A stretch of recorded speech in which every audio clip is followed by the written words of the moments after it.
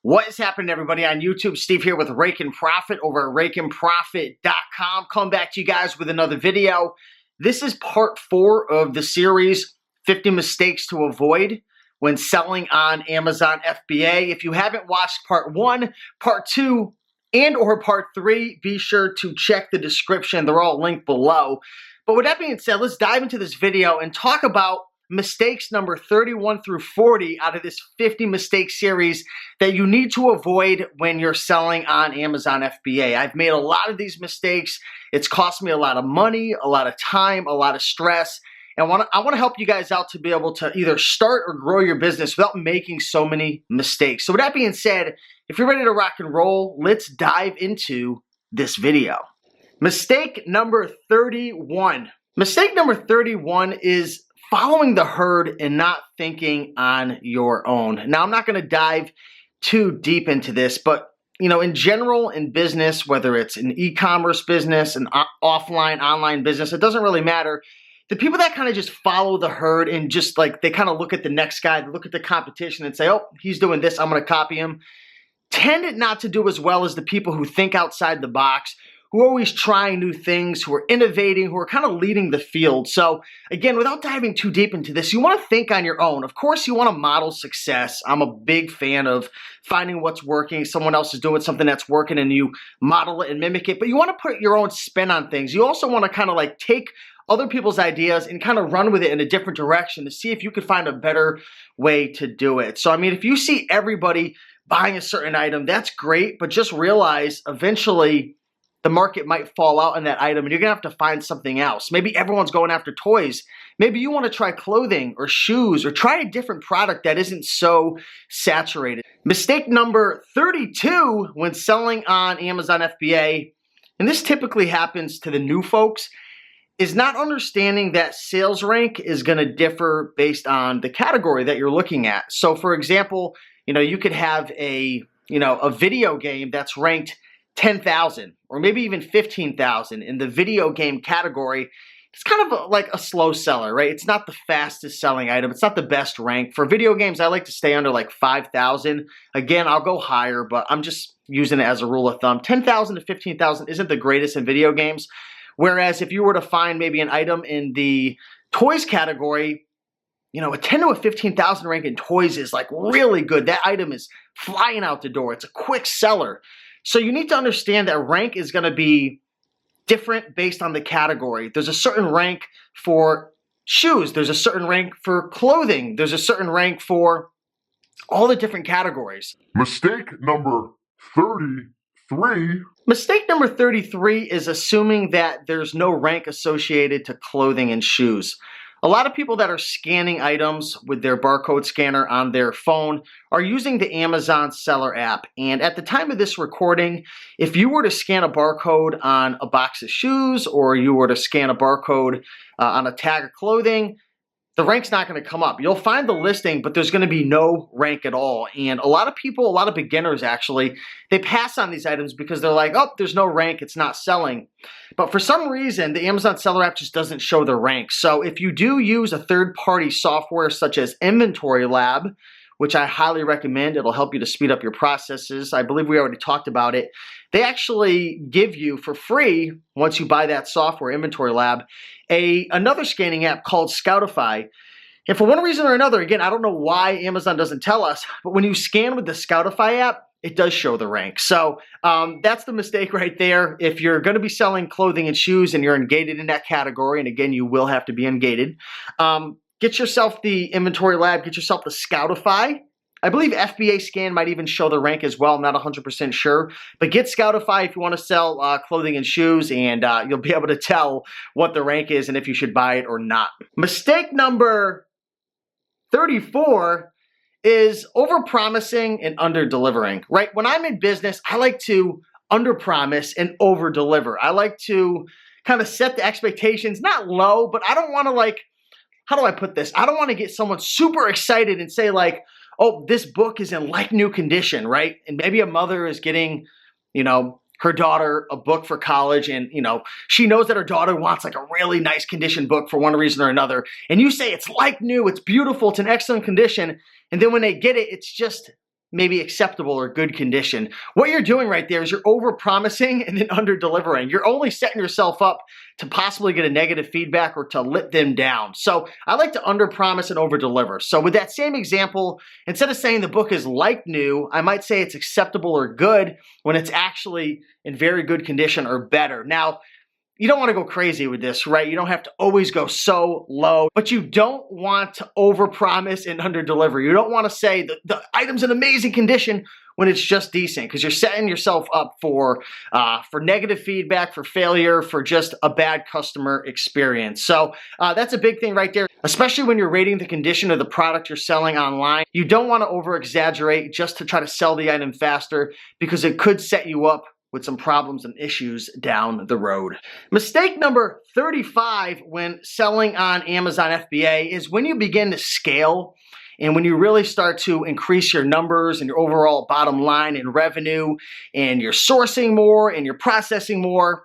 One big mistake I see when people are scaling is they try to do everything on their own. They try to wear all the hats and they don't hire help. Now, not everybody watching this is going to want to get to the point where you hire help, or maybe you get a warehouse or you get a few employees.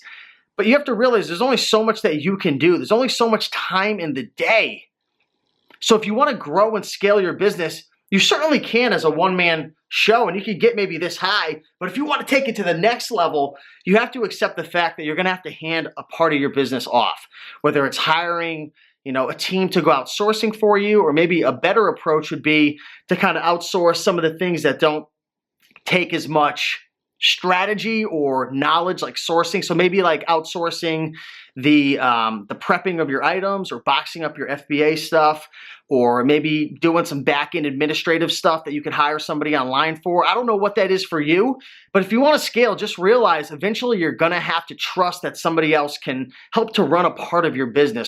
Mistake number 36 when selling on Amazon FBA is spending too much time describing your items in the description area. Now, big shout out to Mama Profits, and I hate to throw her under the bus. And me and her, we have our own opinions on this, but Mama Profits, my mother, she sells books, and she's been doing this for about 2 or 3 years. She's been growing, doubling her business actually every year. So I want to congratulate her.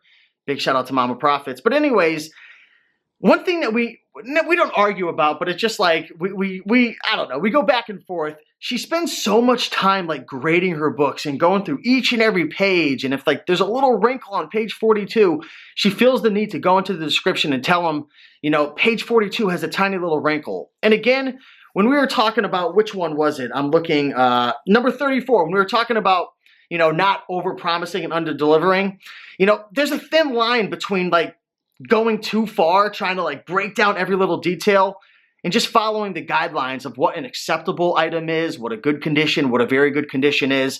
When you sell something that's good condition, it's known that there could be a little bit of minor issues, right? When you sell something acceptable, I don't think you have to break down every little thing that's wrong with it, because when an item's acceptable, it's known that it could have some heavy wear or a little bit of damage. The same thing with like new. If it's in like new condition, it's pretty much almost like new, but maybe a little tiny issue. So I think there's a thin line between, doing your diligence and making sure that you take care of the customer and describing it, and then kind of going way overboard and wasting your time. Time is precious. And if you're spending 10 to 15 minutes grading each item, whether it's a book or a toy, I just don't think it's worth your time. So I'm looking at my notes right now, spending too much time describing tiny issues and flaws, especially with books.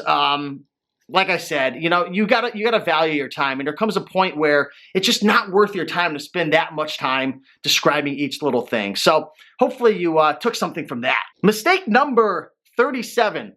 Let's say you're shipping a boatload of items out on Amazon FBA. Maybe you're doing like 5 to 10 to 20 boxes. You're scaling your business. You're making it happen. You're like, yo, bada bing, bada boom, the profits are coming soon. Drank too much coffee today. But say you got a bunch of stuff that you're shipping out. What do you have to typically do? You have to load it all up into your car. You have to drag it into UPS. Maybe you have to take 2 or 3 trips to UPS. No, don't do that. You can actually schedule UPS pickups. Now, there was a free promotion that I signed up for recently that allowed me to have free pickups for a year. I think it was a UPS Smart Pickup or something like that. I forget what it was. But check it out. Call UPS, talk to them. There was a promotion that I had signed up for recently. I don't know if it's still going on, but I literally got a year of free pickups. Now, if you don't get that promotion, I believe it's like $10 for a pickup. But I mean, what's your time worth? If you're sending out even like 7 or 8 or 9 boxes and you have to take 2 trips, that could take you 30 to 40 minutes to do that. What's your time worth?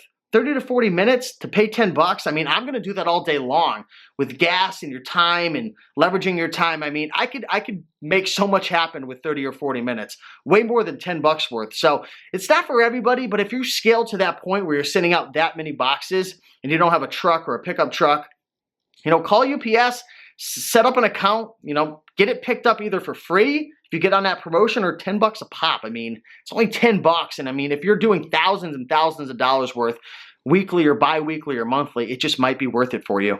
Mistake number 38 when selling on Amazon FBA is selling, I'm going to do a quote unquote here, selling sketchy items.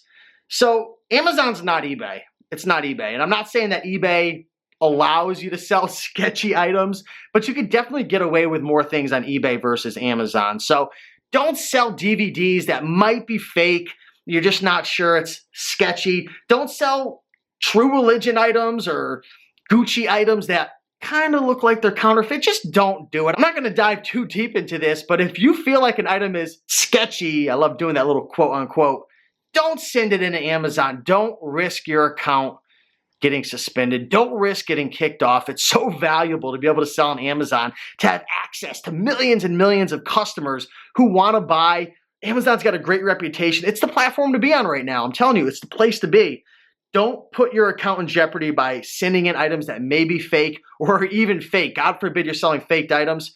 You're going to be going down. I'm telling you, they're going to catch on to you. So be very careful. Make sure you authenticate items properly. And we could go into this in another video, but don't send fake items in. Mistake number 39 when selling on Amazon FBA is not tracking your income and expenses each and every month. This is a mistake I made. And if you're not looking at your income every month, your expenses, your cost of goods sold, what you're paying on supplies, what you're paying on shipping, you're not going to really know how much money you're making. And you really got to set up a routine. This is something I did a while back where once a month at the end of the month, I sit down and I break everything down. I have spreadsheets. I just recently hired a bookkeeper, which is going to help. And I get a bird's eye view of how much money I'm making, what were my expenses, what are my ongoing costs, what's my cash flow. And it's going to help you that much more to make better buying decisions and selling decisions on your items. It's just going to help you out in business, a lot more. So without diving too deep into this, make sure that you have a routine to be able to know how much money you're making, how much money you're spending, what's coming out of your pocket, what's your actual profit. It's really important. You don't want to just look at this once a year with your CPA. You want to be able to gauge how healthy your business is, what you're doing right, what you're doing wrong, what you need to switch up, maybe what items you have to stop selling, what items you have to buy more of. Maybe you're going to find out, Amazon, I'm just not making enough profit there. It looks like I am, but maybe I have to try eBay or Etsy or something else. So set up a routine for, going through your numbers each and every month. It's super important. Don't make that mistake. And mistake number 40 when selling on Amazon, and this is going to especially apply to if you're selling groceries or if you're selling, health and personal care type of stuff, is you want to make sure that you're checking the expiration dates. Now, I don't sell a ton of health and personal care items, and I don't sell grocery at all. But just know when you do sell those items, and when I sell them, you've got to check the expiration dates. And you've got to take into consideration, is it worth it for you to send that in? If it's only got a week or two left, to expire, it's probably not worth it. I like it to be set out maybe 4 months, 6 months, a year plus. A year plus is really kind of the best for me, but I'm not an expert with this, so I would definitely talk to others who sell more in these categories, but just know that expiration dates count, and you can't sell items that expire. I believe Amazon will just pull it out of your inventory, but just know that you need to take into consideration expiration dates. So that's it, guys. That's part number 4 of 50 mistakes to avoid when selling on Amazon FBA. I hope that this series so far has been able to help you out and add value to your life. I know that Amazon can be quite overwhelming, especially if you're transitioning from eBay, and it's a completely different ball game. It's a whole different beast, and I'll tell you right now, just take it slow. You know, make sure you're learning from these mistakes that I've made. Make sure to, every day you want to try to progress a little forward. You want to learn something new. You want to try things out. You want to take action. That's the key with this business. But anyways, guys, I appreciate you watching. Go out there and make it happen. And part 5 will be coming soon. So with that being said, smash that like button down below. Get the free book down below, 100 Amazing Items to Resell. You're going to like that book. And I'll see you guys in the next one. Take care.